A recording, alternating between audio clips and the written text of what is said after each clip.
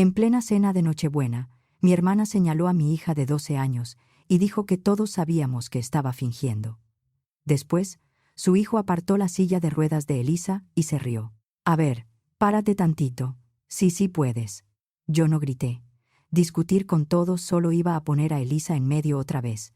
Tomé el celular y llamé a la doctora. Después de eso, nadie habló igual. La luz del comedor estaba fuerte. Elisa estaba sentada junto a la ventana, con las manos sobre la servilleta, casi sin moverse. Mi hermana Mónica se había levantado tan rápido que su silla raspó el piso. Está fingiendo, dijo, apuntando directo a mi hija. No me digas que de verdad necesita todo esto. Elisa me miró apenas un segundo y luego bajó la vista.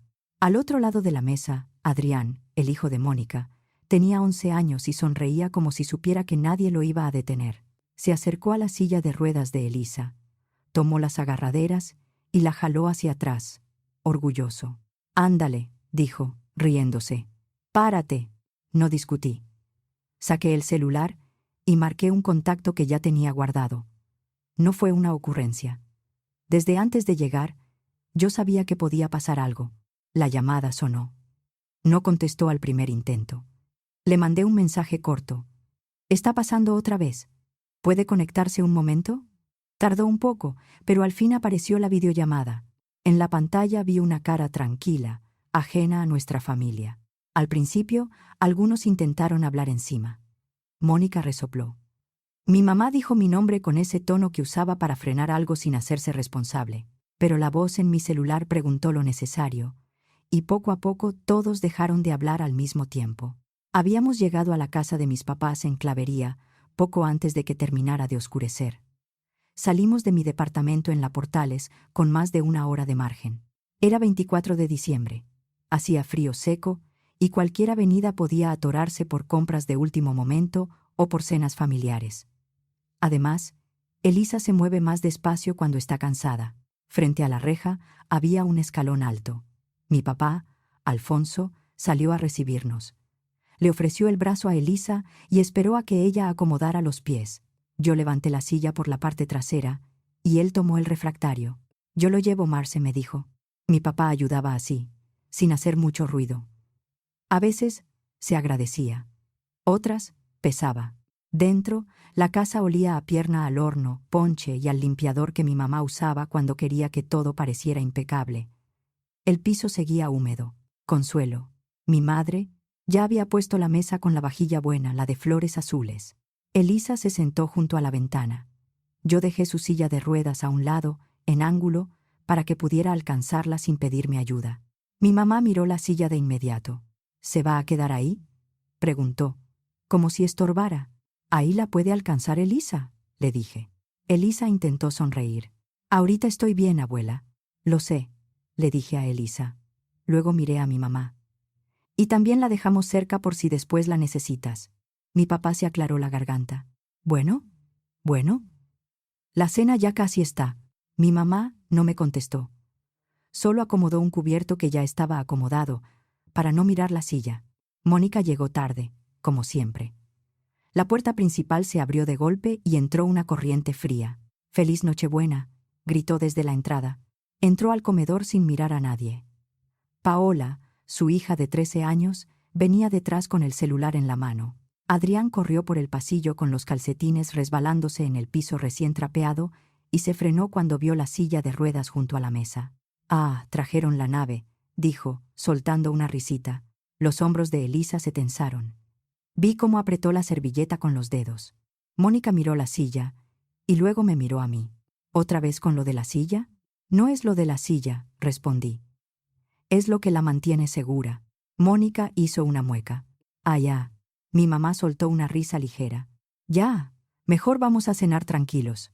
Adrián se quedó cerca del lado de Elisa, mirando la silla como si fuera un juguete. Elisa recogió los pies debajo de su asiento. En la cabecera estaba mi abuelo Ignacio, el papá de mi papá y bisabuelo de Elisa.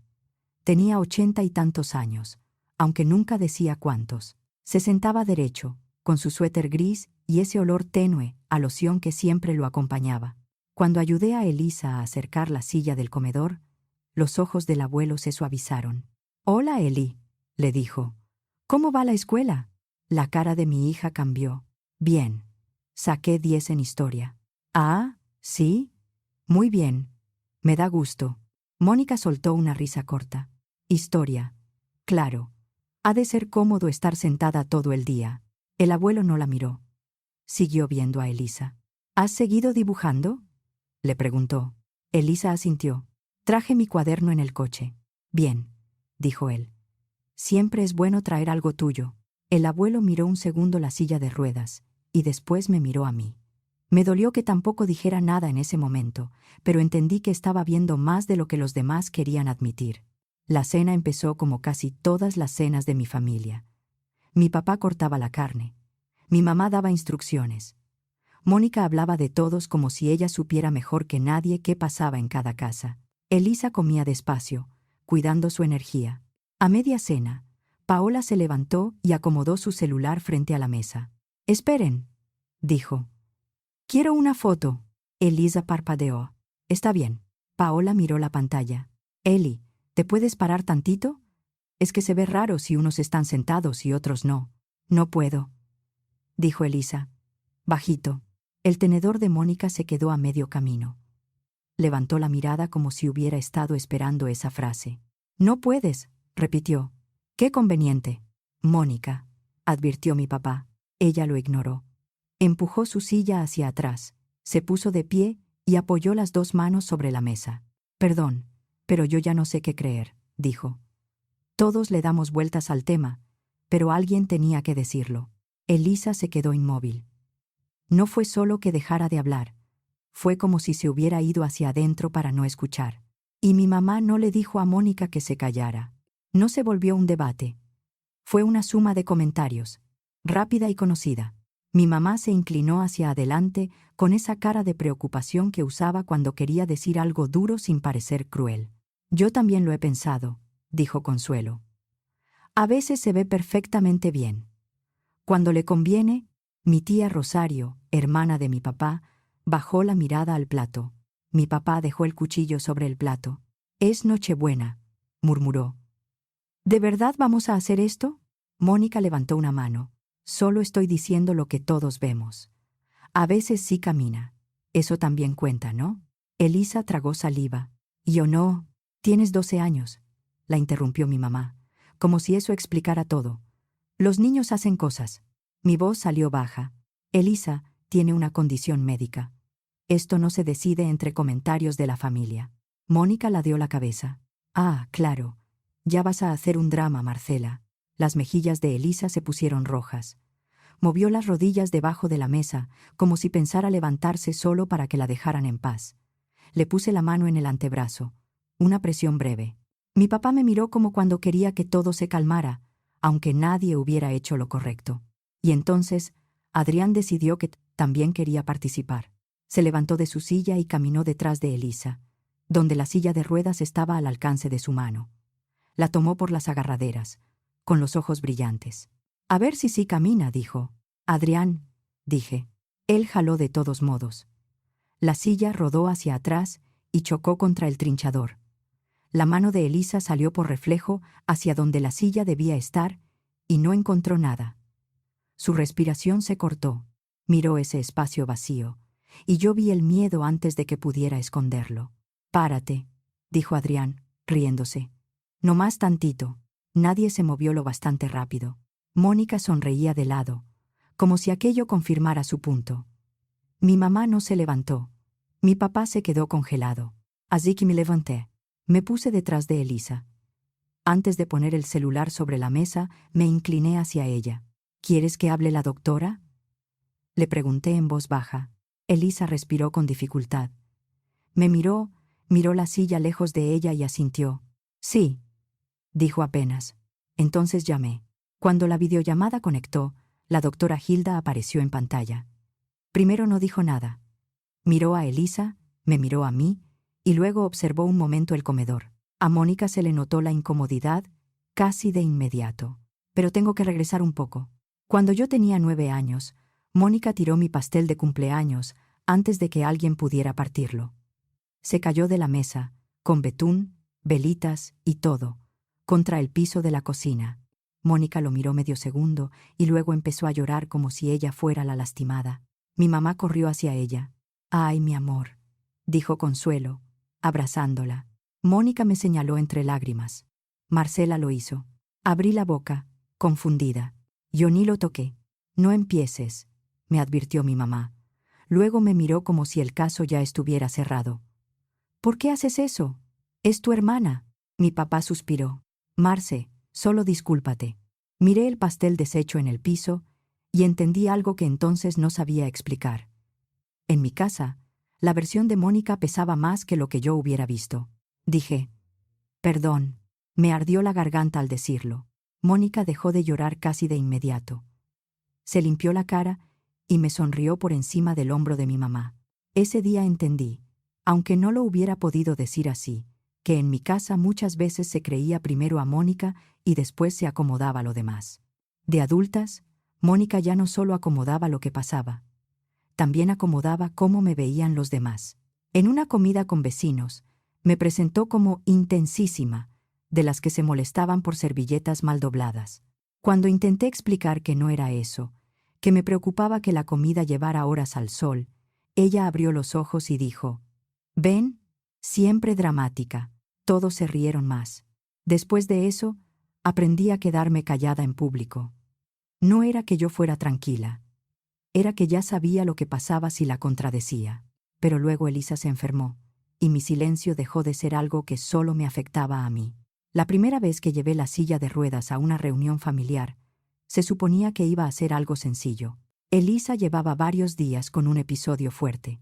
Débil, temblorosa, necia en eso de fingir que estaba bien para no preocupar a nadie. La silla no era para llamar la atención. Era para que Elisa no terminara agotada o en el piso. Mónica nos recibió en la puerta y miró las ruedas. «Vaya», dijo.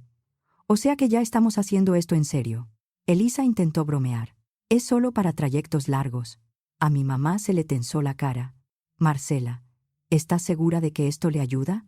No quiero que se vuelva dependiente». «No se vuelve dependiente por estar segura», le dije. Mónica se inclinó hacia Elisa y bajó la voz, aunque todas la escucháramos. «Si te esfuerzas, tus piernas no se olvidan». Más tarde, en el baño, Elisa me susurró. «Mamá, perdón. No quiero que se enojen. No tienes que disculparte por necesitar ayuda», le dije. Ahí entendí que mi familia también estaba incómoda con lo que Elisa necesitaba. Adrián y Paola aprendieron rápido. En una casa, los menores aprenden de lo que los adultos permiten. En una comida familiar de fin de noviembre, Paola quiso tomar una foto de todos y se la pasó moviendo a Elisa como si fuera parte de la decoración. «Si te paras tantito, se va a ver más normal», dijo Paola. Elisa lo intentó. Se apoyó en la mesa, se levantó con los brazos temblando, dio un paso y luego otro. La cara se le puso pálida. A Mónica se le iluminó la mirada. «¿Ven?», dijo en voz alta. «Sí puede». Elisa volvió a sentarse, respirando con dificultad. Después de eso, Adrián empezó a buscar momentos para probarla. Si Elisa se reía, decía, «Ya se curó». Si llevaba un plato al comedor, gritaba, «¡Miren! Está caminando». Los adultos se reían con incomodidad, como si no importara. Con Elisa, cualquier cosa terminaba convertida en prueba. Para Nochebuena, yo ya iba preparada. No solo llevaba la silla, también había decidido que no iba a dejar que volvieran a presionarla. Esa tarde le había mandado mensaje a la doctora Hilda, la doctora que llevaba el seguimiento de Elisa desde hacía meses, porque Elisa llevaba días sensible.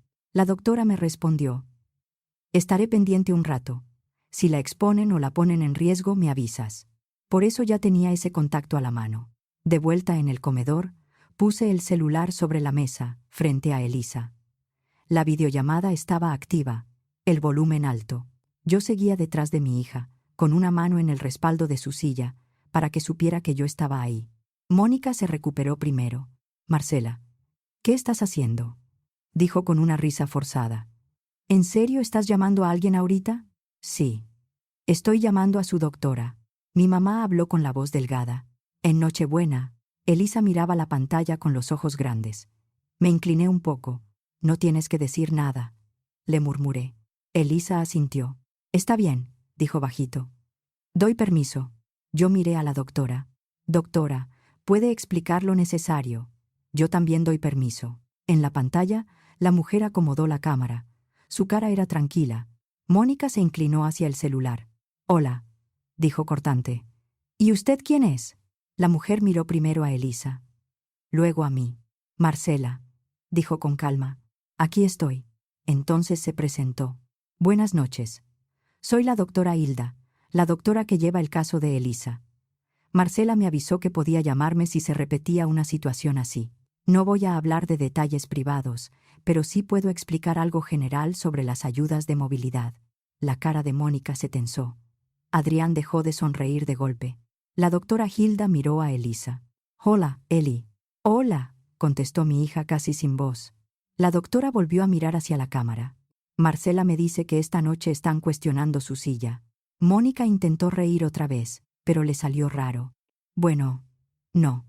A ver, esto ya es demasiado. La doctora Hilda no reaccionó a su tono. Esperó, y Mónica habló de más. Fue una broma.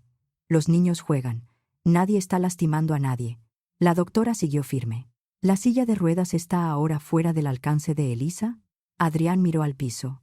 Yo contesté. Sí. Adrián la quitó. La doctora Hilda asintió. Entonces lo primero es que vuelva a estar a su alcance. Nadie se movió. Mónica levantó la barbilla. Perdón, pero aquí nadie la está lastimando. Solo estamos diciendo que a veces ella camina como si nada. La doctora habló sin levantar la voz. La silla no significa que nunca pueda caminar. Significa que no siempre puede hacerlo con seguridad. Nadie contestó. Mi papá dejó las manos junto a su copa. Rosario se tapó la boca con la servilleta. Mónica señaló a Elisa. Yo la he visto caminar. La he visto con mis propios ojos. Sí, respondió la doctora. A veces puede dar algunos pasos. A Mónica se le suavizó la cara. ¿Y eso no borra los momentos en que no puede?, continuó la doctora Hilda. Hay condiciones que fluctúan. Una silla puede ser una ayuda, no una mentira. Mónica ya no sonrió. La doctora siguió. Que tenga días mejores, no les da derecho a exigirle que se esfuerce para convencerlos. Paola miraba el celular, con el suyo todavía en la mano. Mónica volteó alrededor de la mesa, buscando respaldo. Esta vez nadie se lo dio. La doctora Hilda habló con más cuidado. No voy a entrar en detalles médicos de Elisa. No corresponde.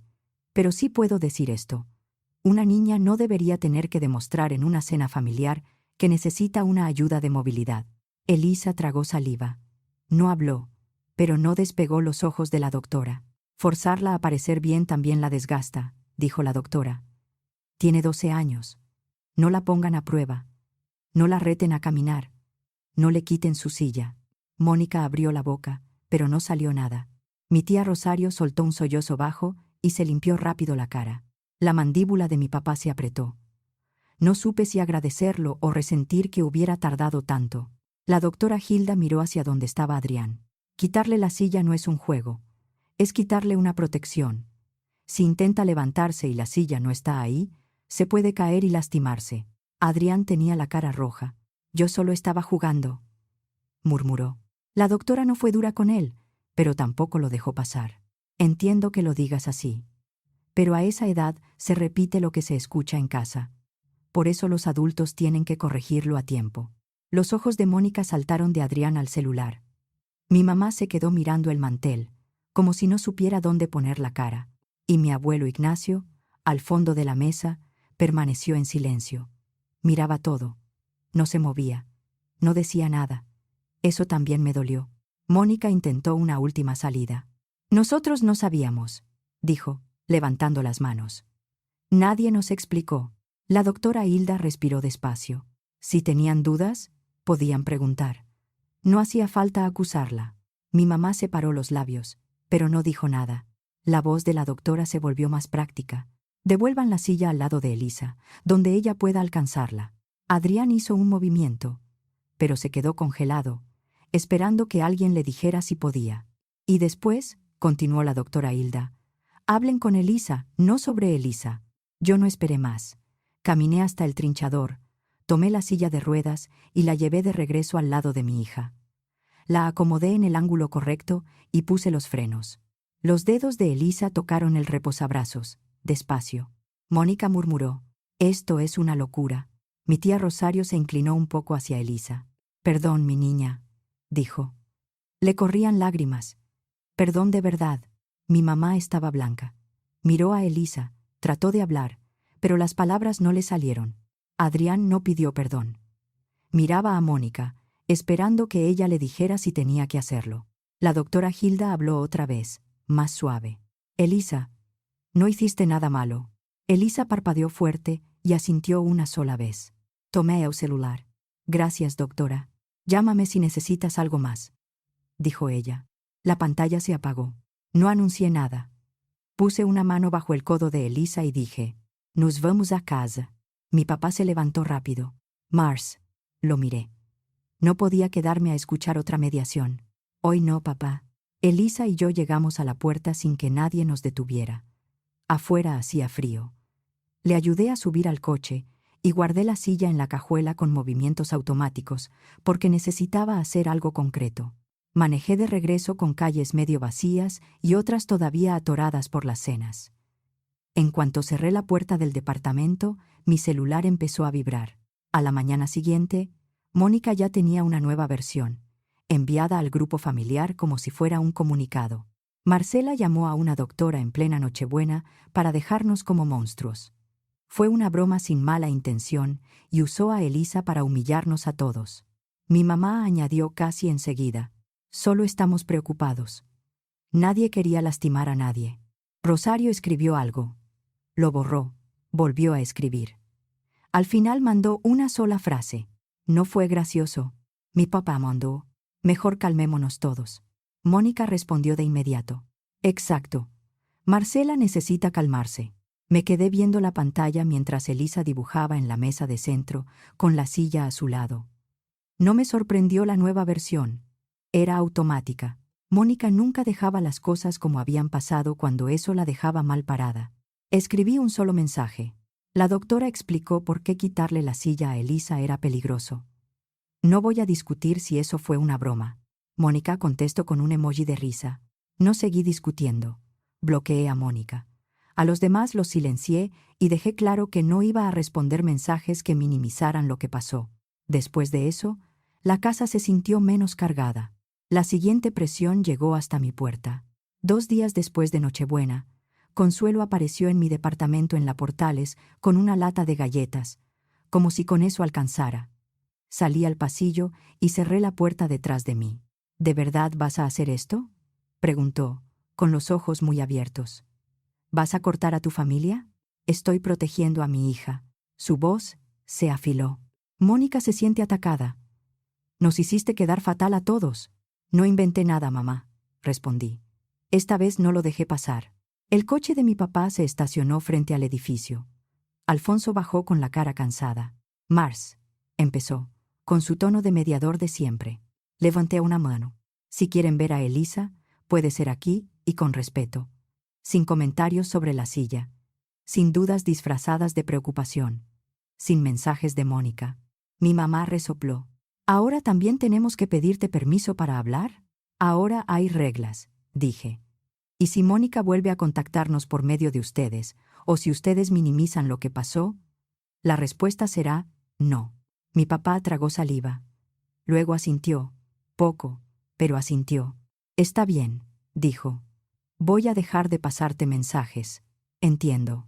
Mi mamá lo miró como si la hubiera traicionado. No discutí más. Di un paso hacia la puerta y justo entonces mi celular se iluminó con el nombre del abuelo Ignacio. Entré, cerré la puerta y contesté. La voz de mi abuelo sonó baja y firme. «Marcela», dijo, sin saludo. Vi lo que pasó. Me apoyé en la pared del pasillo y bajé la voz para que Elisa no escuchara todo. «Sí», dije. «¿Lo viste?». «También vi que nadie hizo nada a tiempo», respondió. «Ni tu madre, ni tu padre. Yo tampoco hablé cuando debía». Esa última frase me dejó callada. Él soltó el aire por la nariz. «Y Mónica humilló a una niña». Se me cerró el cuerpo. «Ahora lo están cambiando todo», dije. «Como siempre». «Lo sé», contestó. «Intentaron hacerlo conmigo. Mónica me llamó ayer para decirme que tú armaste un escándalo. Casi me reí, pero no me salió. Claro. La voz del abuelo bajó todavía más. No fue solo esa noche, Marcela. Llevo tiempo viendo cosas que no quise nombrar. Guardé silencio. Te vi a ti tragándote cosas que no tenías por qué tragarte, siguió. Y vi a Elisa empezando a hacer lo mismo. Eso no está bien. Apreté el celular. Abuelo, hablo en serio, me interrumpió. Llevo meses ordenando mis asuntos. Ya pensaba cómo ayudar a Elisa con sus tratamientos. Pero después de lo que vi quiero dejarlo más claro. Voy a hablar con el licenciado Pineda. Él lleva años viendo mis asuntos. No tienes que hacer eso. Sí tengo, dijo. Porque debí haber hecho más antes. No supe qué contestar. Luego añadió. Cuando esté listo, Pineda los va a citar.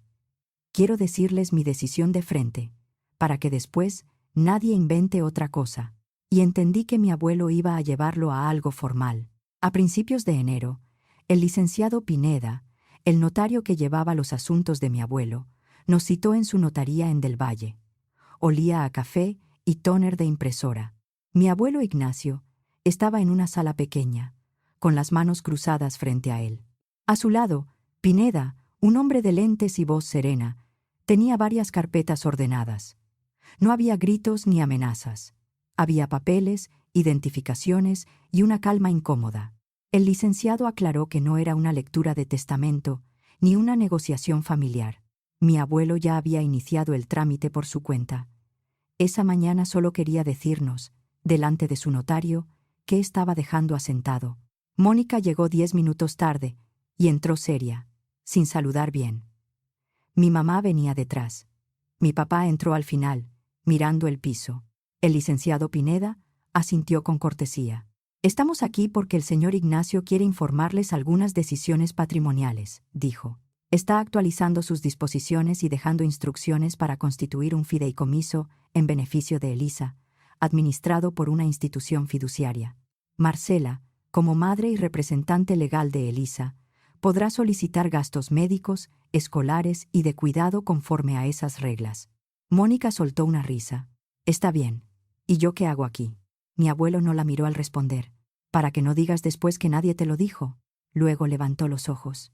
También voy a ajustar la distribución que tenía pensada, Mónica. No quiero convertir esto en una pelea. Pero sí voy a dejar mi voluntad por escrito. Ya vi cómo tratas a Elisa cuando crees que nadie te va a frenar. Mi mamá soltó un jadeo. Ignacio, por favor. Mónica se puso roja. No puedes hacer eso, dijo, apuntándome como siempre. ¿Qué te dijo Marcela? Mi abuelo sostuvo la mirada. Marcela no tuvo que decirme nada. Yo vi lo que hiciste. El licenciado Pineda acomodó los papeles frente a él. El señor Ignacio ha expresado su voluntad de manera clara. Está en pleno uso de sus facultades, y sus decisiones se formalizarán conforme a la ley. Mi papá habló por fin, con voz pequeña. Mónica, basta. Ella se volvió hacia él, sorprendida. ¿En serio? Mi papá no le contestó. Miró al abuelo, luego a mí, y asintió apenas. Fue un gesto mínimo, pero por primera vez parecía estar escogiendo no esconderse detrás de la paz familiar. Mi abuelo no levantó la voz. Mónica intentó discutir, decir que estaban exagerando, que una familia no se partía por una cena, pero esa vez nadie le siguió la corriente. Casi un año después, mi abuelo murió. El funeral fue tranquilo. Y después, por primera vez en mucho tiempo, la casa también se sintió tranquila. Elisa y yo no fuimos a la reunión familiar después del entierro. Yo no tenía fuerza para otra sala llena de comentarios a medias. Nos fuimos a casa, preparamos chocolate caliente y vimos una película. No hablamos mucho. Unos meses después, cuando el fideicomiso quedó operativo, el licenciado Pineda me llamó. Mi abuelo había vendido una propiedad familiar años antes y tenía ahorros que casi nadie en la familia conocía. Después de liquidar cuentas y dejar todo en orden, el fideicomiso para Elisa quedó en poco más de 9,5 millones de pesos. Me quedé sentada en la mesa de la cocina, mirando el número escrito en una hoja. No lo sentí como un premio. Era ayuda concreta, y también llegaba tarde. Ese dinero no resolvió todo, pero nos quitó una parte enorme del miedo. Ayudó a pagar consultas, terapias equipo y algunas adaptaciones del departamento, sin que yo tuviera que aplazar siempre lo necesario. También nos permitió dejar de vivir haciendo cuentas antes de cada cita. Sin oír todo el tiempo que exageraba, Elisa dejó de vivir preparada para que alguien la pusiera a prueba. Sus episodios no desaparecieron, pero ya no los vivía tratando de convencer a nadie. Si necesitaba la silla, la usaba. Si no la necesitaba, la dejaba cerca. Nadie opinaba. Seguimos sin contacto con Mónica y con cualquiera que todavía llame broma a lo que pasó esa Nochebuena. Rosario me escribió después una disculpa más clara. No todo quedó arreglado, pero nunca volvió a llamarlo juego. Mi papá nos visita ahora solo. No comenta la silla. No pregunta si Elisa ya va mejor con ese tono de examen. Una vez le dijo a Elisa: «Perdón por no haberme levantado esa noche».